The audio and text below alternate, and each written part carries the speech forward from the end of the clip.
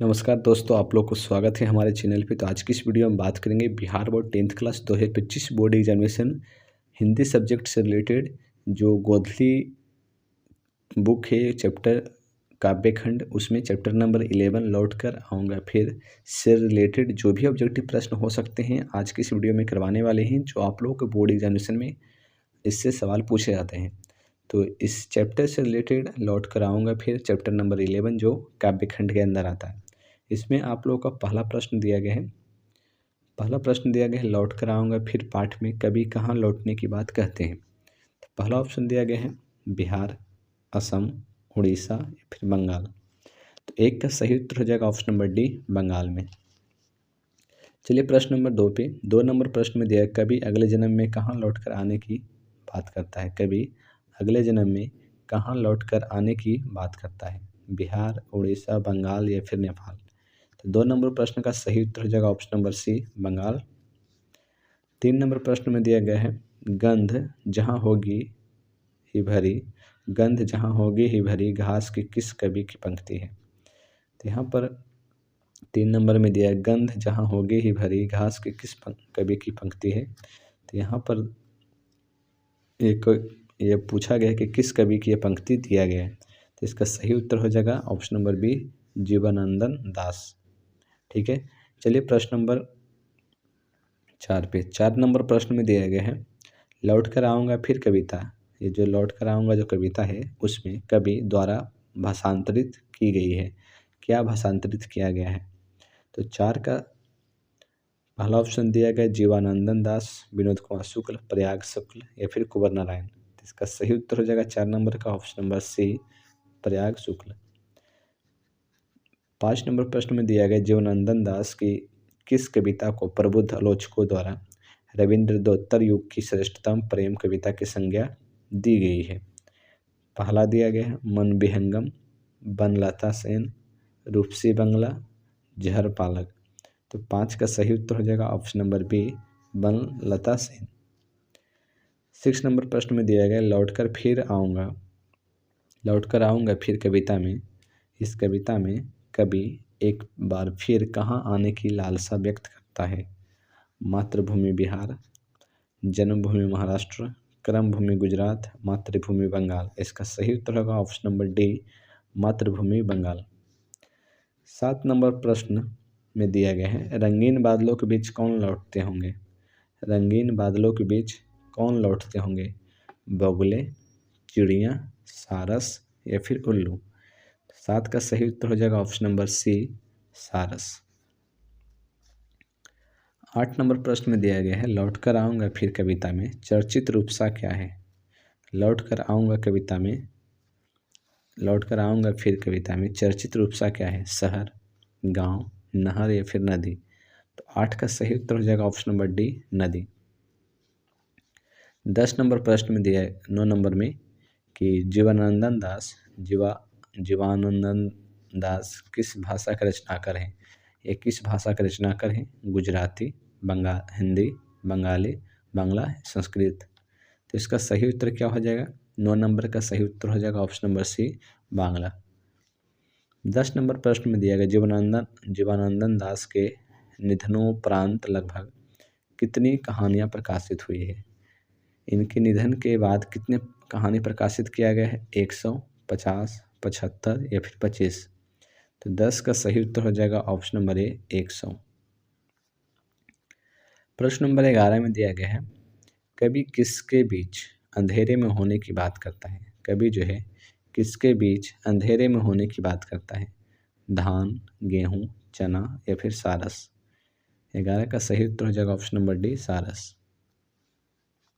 12 number प्रश्न में दिया गया है लड़के की नाव कैसी है। लड़के की जो नाव है वो कैसी है, बड़ी है, छोटी है, पुरानी है या फिर नई है। तो 12 का सही उत्तर हो जाएगा ऑप्शन नंबर सी, पुरानी है। 13 नंबर प्रश्न में दिया गया है कवि किसके पालने की बात करता है। कवि जो है किसके पालने की बात करता है, सोने की, चंदन की, कोहरे की, रेशम की। तो इसका सही उत्तर हो जाएगा 13 नंबर का ऑप्शन नंबर सी, कोहरे की। 14 नंबर प्रश्न में दिया गया लौट कर आऊँगा फिर जो कविता है उसमें किस फसल की खेत की चर्चा है? किस फसल के खेत की चर्चा है? गेहूं के, जौ के, धान के, गुलाब के। 14 का सही उत्तर हो जाएगा ऑप्शन नंबर सी, धान के। 15 नंबर प्रश्न में दिया गया, कवि क्या बनकर तैरते रहने की कामना करता है? कवि क्या बनकर तैरते रहने की कामना करता है? बतख, हंस, मछली, सांप। 15 का सही उत्तर होगा ऑप्शन नंबर बी, हंस। इसका सही उत्तर हो जाएगा ऑप्शन नंबर बी, हंस।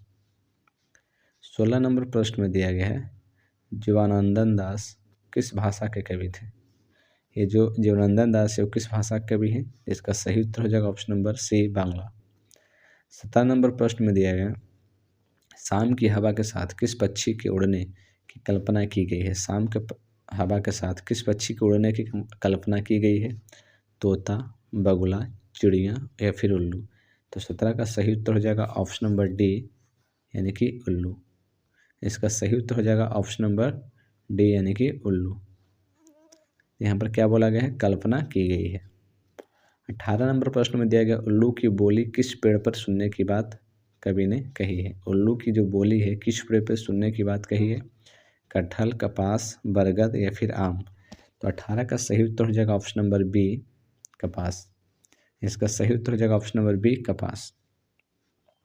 19 नंबर में दिया गया है, जीवनानंद दास का जन्म कब हुआ था? जीवनानंद दास का जन्म कब हुआ था? 1897, 1898, 1899 या फिर 1900 ईस्वी में।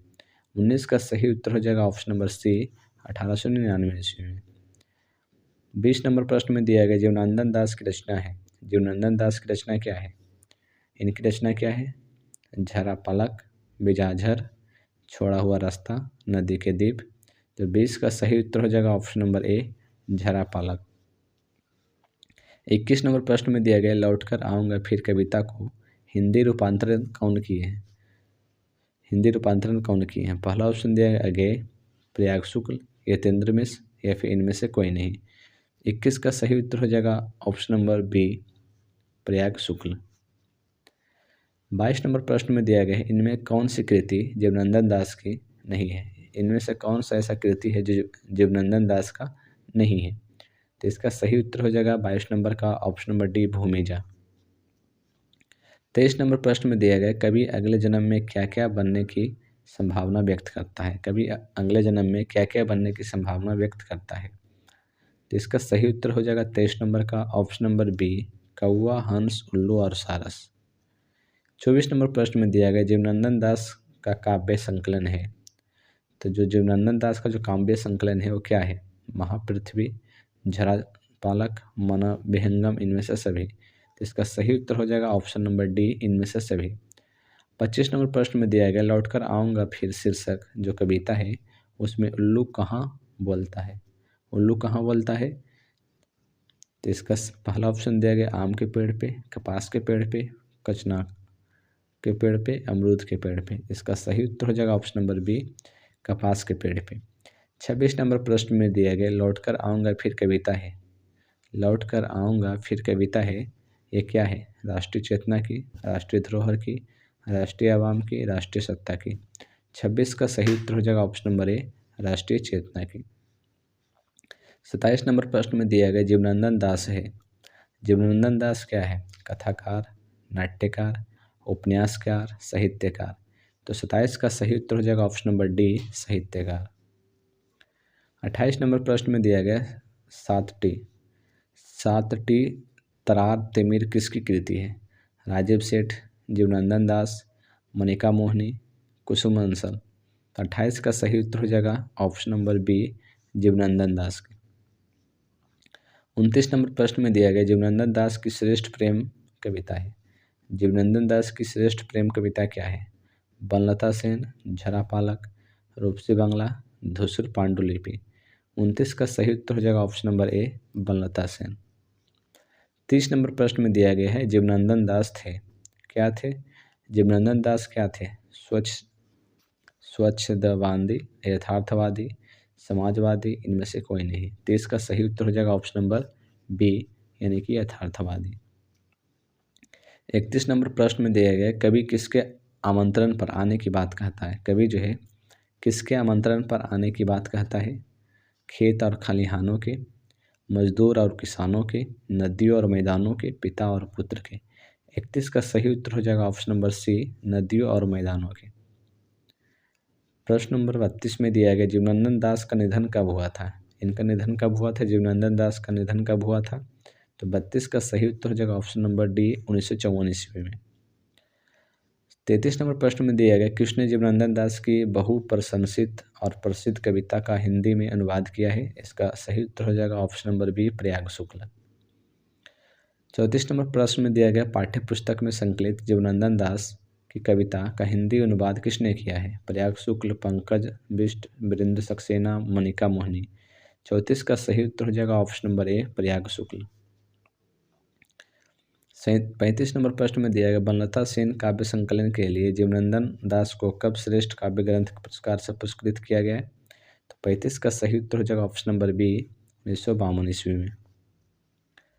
36 नंबर प्रश्न में दिया गया जीवनानंद दास को जाना जाता है, जीवनानंद दास को जाना जाता है बांग्ला के आधुनिक कवि के रूप में, हिंदी के साहित्यकार के रूप में, मराठी के हास्य कवि के रूप में, इनमें से सभी। तो 36 का सही उत्तर हो जाएगा ऑप्शन नंबर ए, बांग्ला के आधुनिक कवि के रूप में जाना जाता है। तो इस चैप्टर से रिलेटेड इतने ही ऑब्जेक्टिव प्रश्न हो सकते थे जो हमने आप लोगों को करवा दिए। आगे के चैप्टर के जो भी ऑब्जेक्टिव बचे हुए हैं वो सभी आपको आगे वीडियो में मिल जाएगा। धन्यवाद।